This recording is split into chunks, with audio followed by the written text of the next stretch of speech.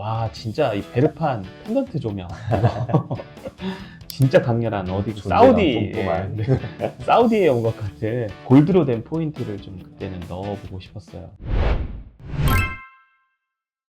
안녕하십니까, 홈노댄스입니다. 저는 오늘 옆에 나지균 팀장님과 이 현장 리뷰를 같이 진행해 보려고 해요. 오늘 리뷰할 현장은 양천구 목동에 위치한 하이페리온 2차 아파트고요. 여기는 오피스텔 동입니다. 재밌는 거는 저희가 이쪽 인근에 공사를 다수 많이 하고 있는데 몇 년 전에 같은 세대 같은 동 공사했던 거를 좀 비교하면서 얘기하는 시간을 가져볼까 해요. 먼저 소개 좀 부탁드리겠습니다. 안녕하세요, 홈노댄스의 나지균 팀장입니다. 분기별로 이렇게 가끔씩 나와주시는, 그래도 멋진 현장 오늘 또 이렇게 마감하는 콘텐츠 찍으려고 나오셨는데 저희가 딱 5년 전에 같은 타입, 같은 평형, 같은 구조를 공사를 했습니다. 그래서 네. 그 5년 동안 인테리어 패러다임이 어떤 식으로 변했나 이런 것들 한번 같이 재밌게 풀어보려고요. 네.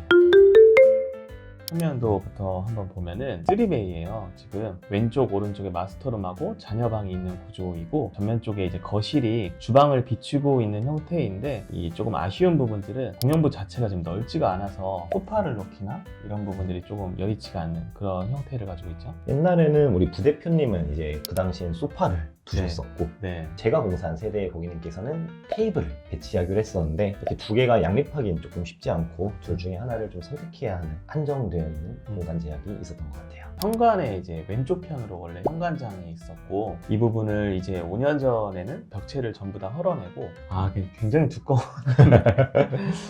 형태의 파티션으로 나름 이제 되나요? 네. 간살 형태로 이렇게 좀 비춰지는 모습을 했었는데, 근래에는 이런 간살의 형태도 굉장히 얇고 진해졌잖아요. 아주 얇은 형태로 들어가는데, 어쨌든 이런 간살의 형태로 좀 파티션화 해봤다. 그래서 우측에 현관장을 하나만 놓았었는데 신혼부 부분이셔서 가능했는데, 이쪽은 가족 구성원이?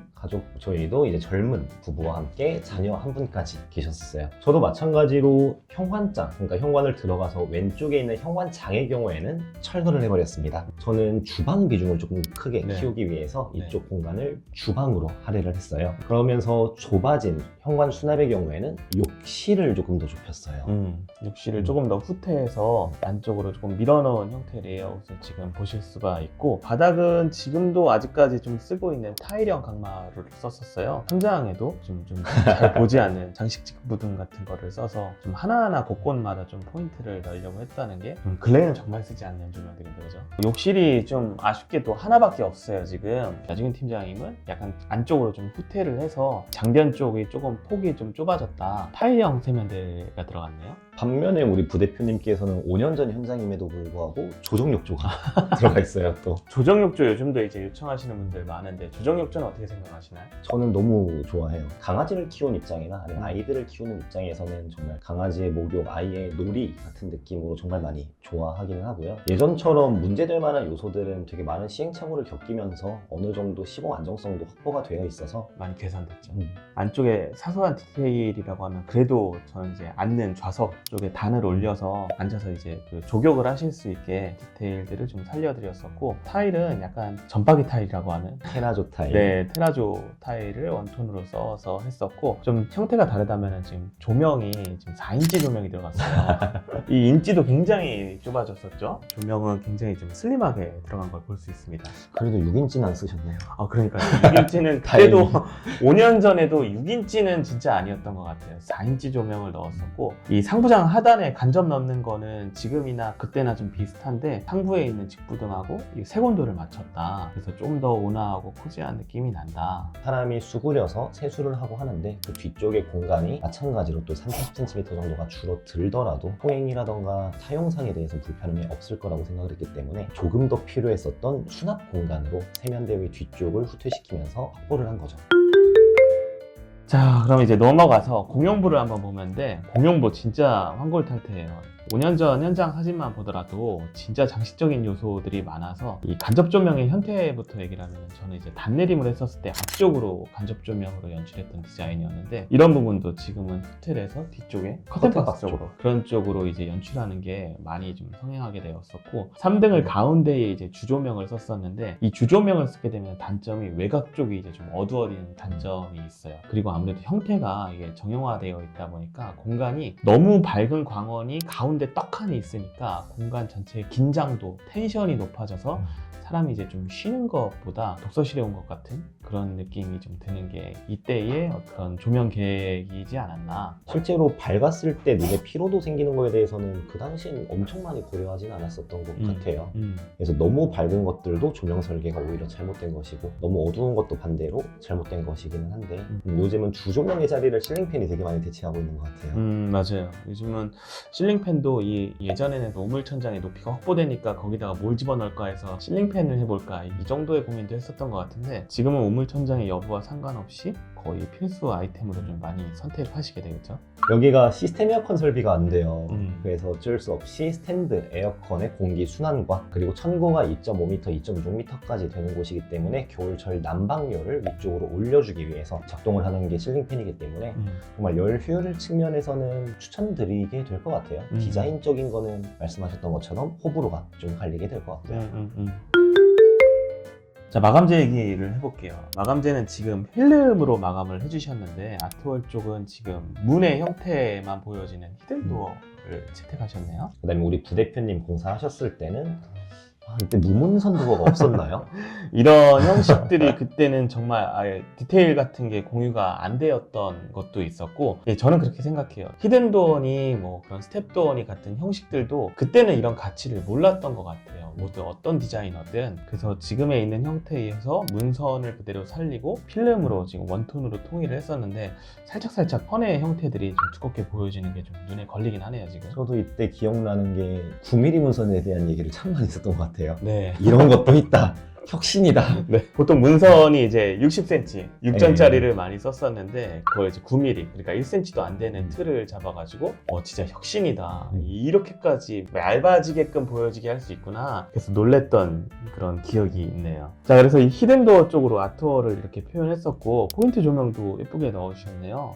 벽부등도 이렇게 좀 표현했었고 제일 우리가 이제 얘기가 할 만한 게 이제 키친입니다. 그래서 키친의 디자인의 형태를 먼저 5년 전 사진부터 살펴보면은 그 현관장에 맞붙고 있는 벽면을 철거를 하고 아일랜드를 현관 쪽으로 바라보듯이 가열대를 갖고 왔고 와 진짜 이 베르판 펜던트 조명 진짜 강렬한 어디 사우디에 온 것 같은 골드로 된 포인트를 좀 그때는 넣어보고 싶었어요. 지금도 이제 왕왕 가끔씩 쓰고 있는 제니스라고 하는 엘리카 너무 이쁜 후드예요. 네, 엘리카의 제니스 원통형 후드를 넣었었고 후면 쪽에 개수대는 지금 유지를 했었는데 이 형태가 완전히 뒤바뀌었네요. 개수대 위치를 아예 반대쪽으로 옮겨올 수밖에 없었는데 가장 크게 달라진 게 주방 가전 구성이라고 생각은 해요. 맞아요. 지금은 키친 디자인을 할 때 가전 자체가 키친 디자인에 포함되는 그런 시대라고 생각을 합니다. 식기세척기도 안 쓰셨었어요. 이때는 또 식기세척기도 안 썼어요. 이분들이 그런 니즈가 없었던 걸로 기억하는데 요즘은 식기세척기 거의 필수제이죠. 네, 식기세척기도 지금 들어가 있는 형태이고 후드가 안 보이네요. 후드는 이제 후드 일체형 인덕션으로 집어 넣어둔 상태예요. 예전에는 이게 뭐 디트리쉬라던가 밀레 같은 브랜드에서만 나오고 있었는데 지금 이케아에서도 나온다고 들었어요. 이케아에서? 네, 그 정도로 굉장히 후드 일체형 인덕션이라고 하는 것들도 대중화가 좀 되고 있고 가격도 합리적으로 같이 내려오고 있어가지고 이런 선택지가 하나 더 생기는 것도 좋은 건데 하나 정도쯤 우리가 이제 디자인을 할 때 고민을 하게 되는 게 주방 밑장이 가전에 이제 다 들어가는 것 같아요. 그래서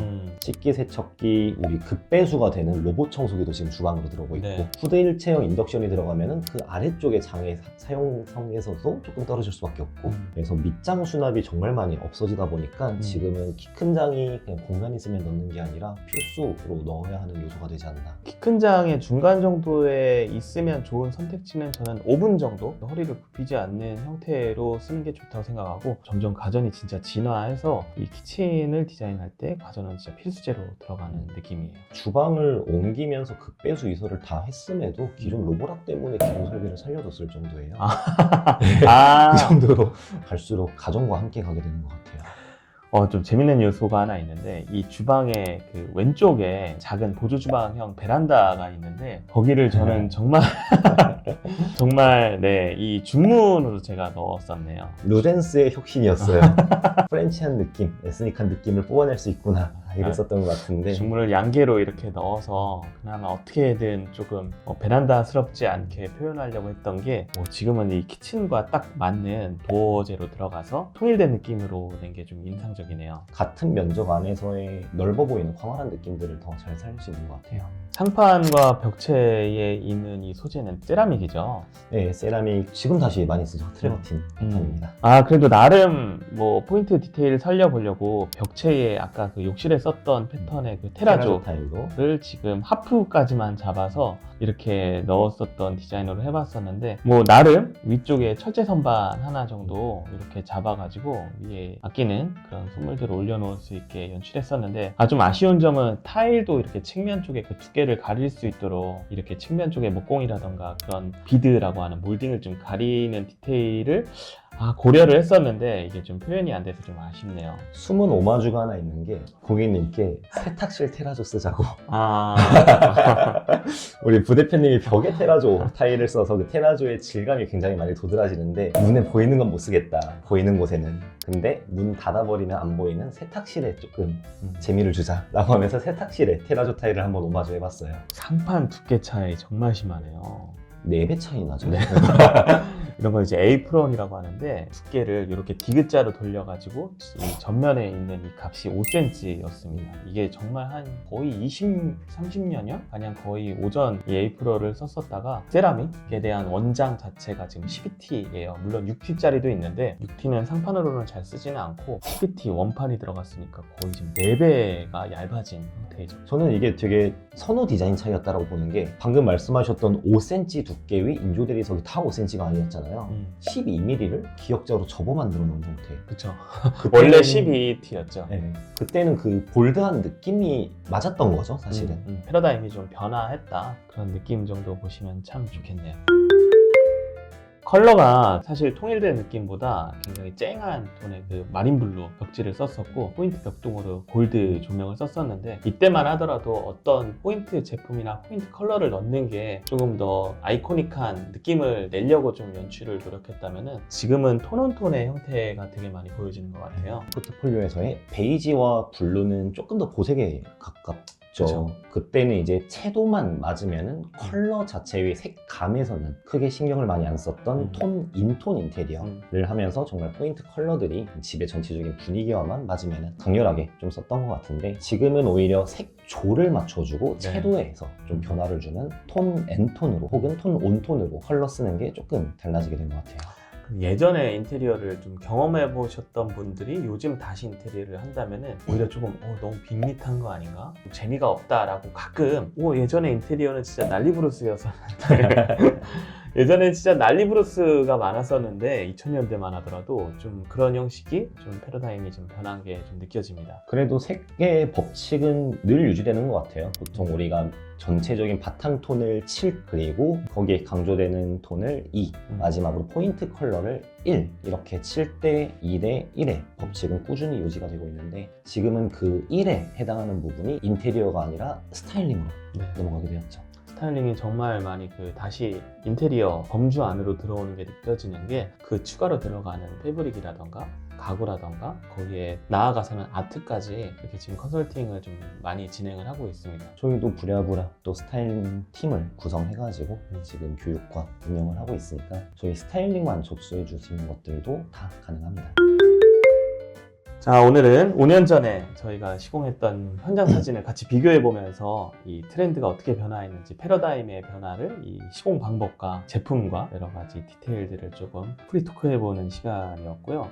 저는 5년 전에 제가 했던 걸 다시 보니까 와, 이거는 그때 생각이 좀 새록새록 나면서도 조금 아쉬운 부분들이 있는 건 진짜 사실인 것 같아요. 이 부분 마감을, 이 부분의 고민을 나름 그때는 했지만 좀 아쉬운 부분이 생기는 게 아무래도 이게 생각이 계속 전환되고 또 패러다임이 바뀌는 거를 경험하고 있다 보니까 좀 더 그렇게 느끼는 것 같습니다. 근데 저는 또 이번 컨텐츠를 준비하면서 예전 포트폴리오를 정말 유심히 봤었는데 틀린 고민은 아니었어요, 정말로. 그 당시에 우리가 할 수 있는 최선, 우리가 알고 있는 최선을 다해가지고 늘 한 현장마다 열정과 최선을 다해 마감을 했었던 거고 다른 거예요.